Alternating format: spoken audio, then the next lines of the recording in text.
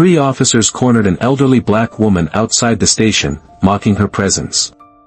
They threatened her with arrest, never imagining that the quiet grandmother they were humiliating was about to become their new chief of police.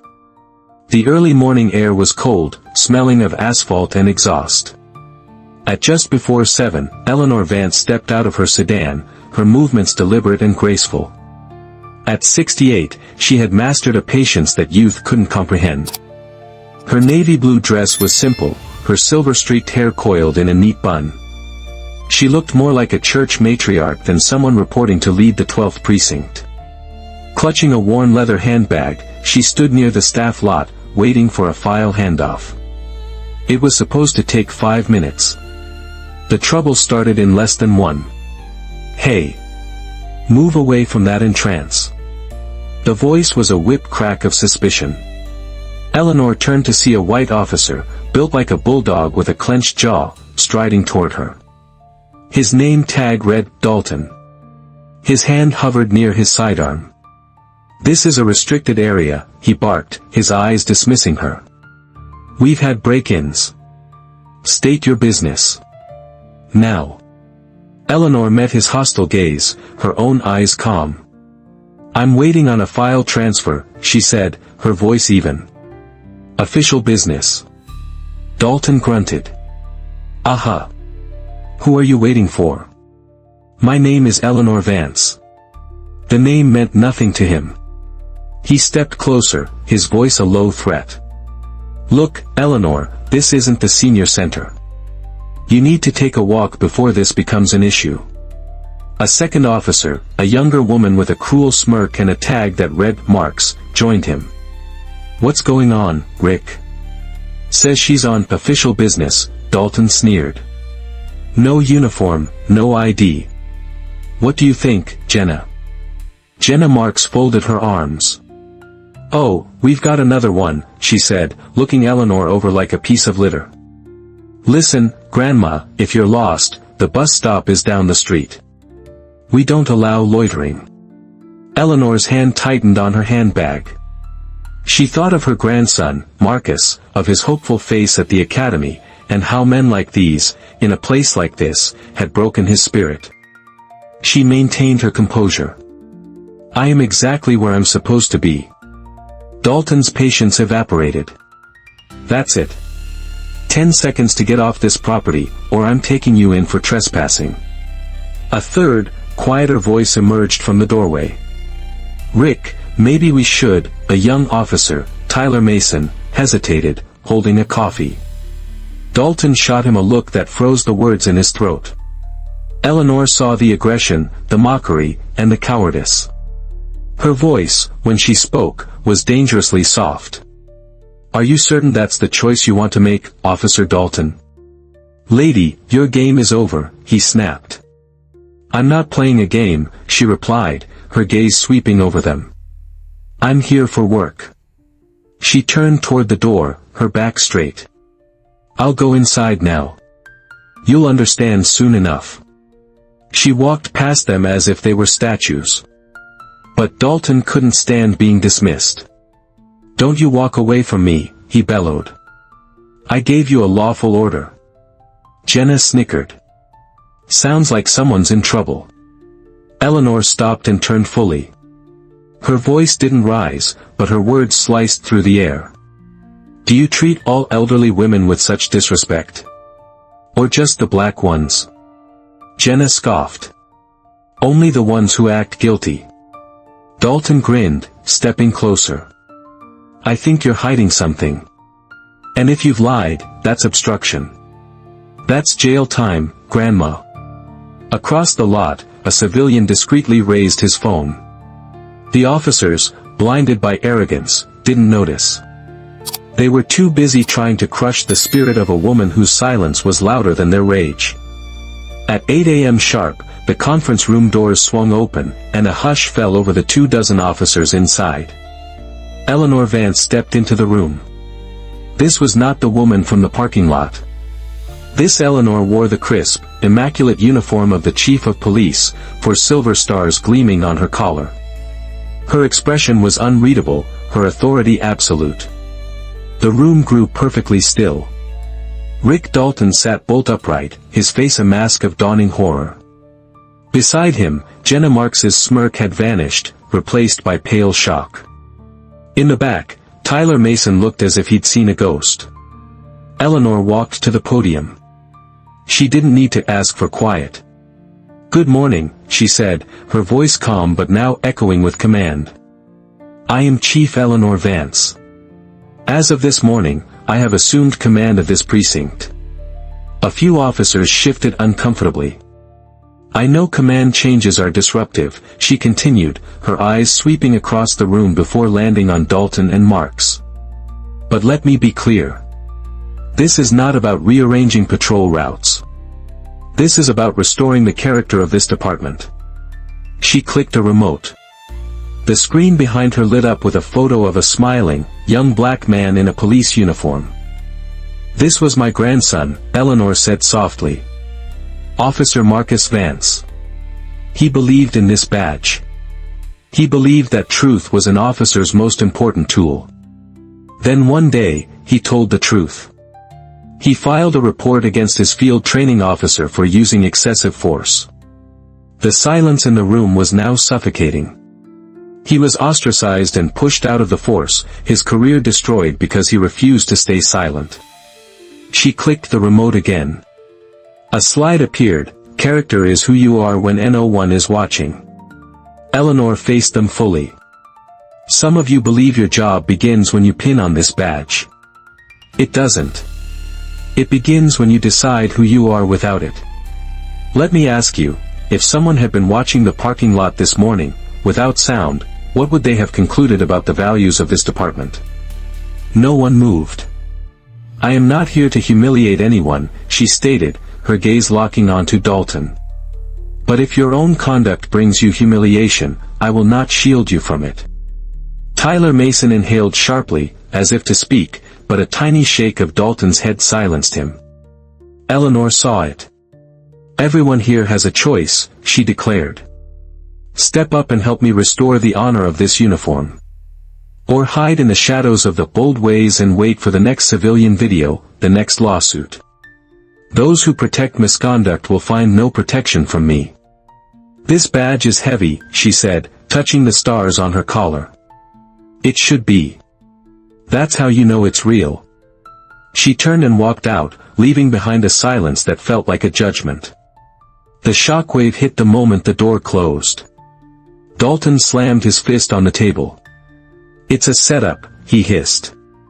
Jenna Marks fled to the locker room, fumbling for her phone. It was already too late. A 15-second, soundless clip of her laughing while towering over an elderly black woman was exploding online. The comments were brutal. Her phone buzzed relentlessly with messages from her horrified family.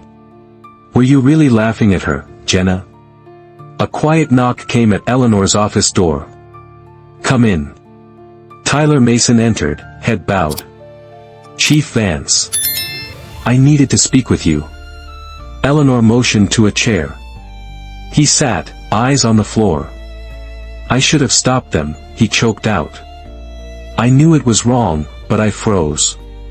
Doing nothing made it worse, didn't it?"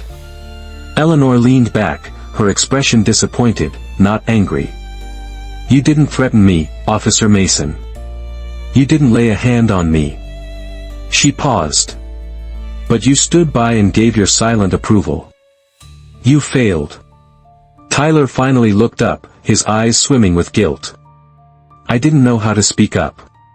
"Then you had better learn," Eleanor replied, her voice cutting but not unkind. "Because silence in moments like that speaks louder than a badge. It tells everyone your comfort is more important than your conscience." He swallowed hard. "Is this going on my record?" "That depends," she said. "On the kind of officer you decide to be tomorrow." He nodded and walked out, the weight of his failure heavy on his shoulders. He knew he had a choice to make, and he could no longer follow the path of silence Dalton walked. That evening, Eleanor sat alone in her office, looking at the framed photo of Marcus. She remembered the day his spirit broke. "They protect their own, Grandma," he'd said, his voice hollow. even when they're wrong. The FTO I reported, Dalton, he told everyone I was a rat. They broke me without ever laying a hand on me. This wasn't just a job, it was a reclamation of her grandson's honor. Miles away, Tyler Mason was at war with himself. On his wall hung a photo of his father, a retired sergeant who had taught him two things: respect your elders and never betray your conscience. He had failed both. He knew what he had to do. The next day, he found Dalton ranting in the break room. Put a woman like that in charge for optics, and suddenly I'm the bad guy. Dalton spat. She was airlifted to the top by a quota. A grandma, for God's sake. She should be at home baking cookies, not giving us orders. Dalton's peers were silent. But this time, the silence was different. In Tyler's pocket, his phone was recording every racist, sexist, and ageist word. That evening, Tyler attached the audio file to an email addressed to the State Inspector General's anonymous tip line. The subject, Conduct Unbecoming of an Officer, 12th Precinct. He described the parking lot incident and Dalton's rant. He didn't excuse his own inaction. He wrote, I knew it was wrong. I did not stop it. But I am stopping it now. He hovered over the send button for a moment, then clicked. A quiet crack had just appeared in the wall of silence. A week later, the conference room was cold and sterile. At the table sat Eleanor, Rick Dalton, Internal Affairs Captain Angela Lopez, and Lisa Breener from the Inspector General's office. I don't see what this is about, Dalton blustered. My locker room talk being taken out of context. Lisa Breener simply pushed a digital recorder to the center of the table and pressed play.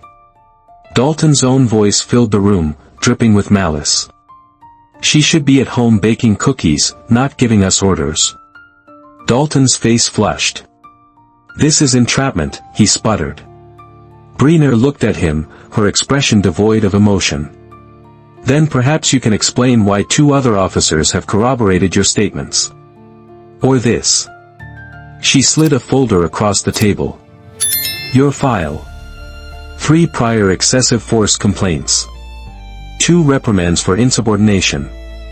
And 1 internal warning for racially biased comments, filed by a probationary officer named Marcus Vance. A report that was buried, followed by a smear campaign against him. The mention of Marcus's name broke Dalton. His bravado crumbled into cornered fury. You don't get it, he snarled at Eleanor. You were dropped in here to make the department look good. Captain Lopez's voice was ice. Chief Vance has 25 years of decorated service in Army intelligence. You want to talk about what's earned? This is political. Dalton shouted, rising. You're throwing me to the wolves. No, Rick, Eleanor said, her voice impossibly calm. You fed yourself to them years ago. We are simply letting go of the leash. She stood, her gaze unwavering. You said I didn't belong. Who decides that? The one who upholds the oath, or the one who desecrates it? The fight drained out of him. Lisa Breener extended her hand. Your badge and sidearm, Officer Dalton. With a glare of pure hatred, Dalton ripped the badge from his chest, slammed it on the table, and stormed out. Dalton's dismissal was not an end, but a beginning. A week later, at a precinct-wide ceremony, Eleanor called Officer Tyler Mason to the front. For demonstrating profound moral courage, she announced, pinning a small bronze emblem to his chest, Officer Mason has shown this department what integrity looks like. The applause was not loud, but it was steady and genuine. New training programs on de-escalation and implicit bias, led by Eleanor herself, were implemented. The old guard grumbled, but many more embraced the change. A veteran sergeant, Miguel Banks, approached Eleanor one afternoon. I didn't speak up that day, Chief, he said. I was wrong. If you're building something new, I'd like to help. She shook his hand. The foundation was setting. The story spread. A local news station invited her for an interview. Chief Vance, the host asked, you were humiliated. Why did you stay so silent? Eleanor looked past the cameras. My dignity is not something that can be given or taken by others, she said softly. It is something I carry within me. I didn't need to shout. I just needed to show up and do the work. Change doesn't begin with a roar. It begins with resolve. The interview went viral, but it was a small, handwritten letter that arrived a week later that meant the most. Dear Chief Vance, it read. I saw you on TV. My mom says quiet people don't win, but you were the quietest one, and you won. One day, I want to be strong like you. Janelle, age 12. In her office, Eleanor placed the letter next to the framed photo of Marcus. On the other side of the photo, she set his old, tarnished badge she had kept for years. It sat beside her own gleaming nameplate, a broken legacy, now being restored. Sometimes the most powerful stand is the one taken in silence, not out of fear, but out of unshakable strength. Eleanor Vance didn't retaliate, she simply walked forward with the quiet conviction of a lifetime, letting the truth dismantle a culture of disrespect one righteous act at a time. Her story reminds us that dignity has no age limit, and justice, no matter how long it takes, begins with someone who refuses to be moved. If this story touched you, don't forget to hit that like button, share it with someone who needs to see that strength comes in many forms, and subscribe for more powerful stories of courage and transformation. What would you have done in Tyler's shoes? Share your thoughts with respect in the comments below. Let's discuss what real courage looks like.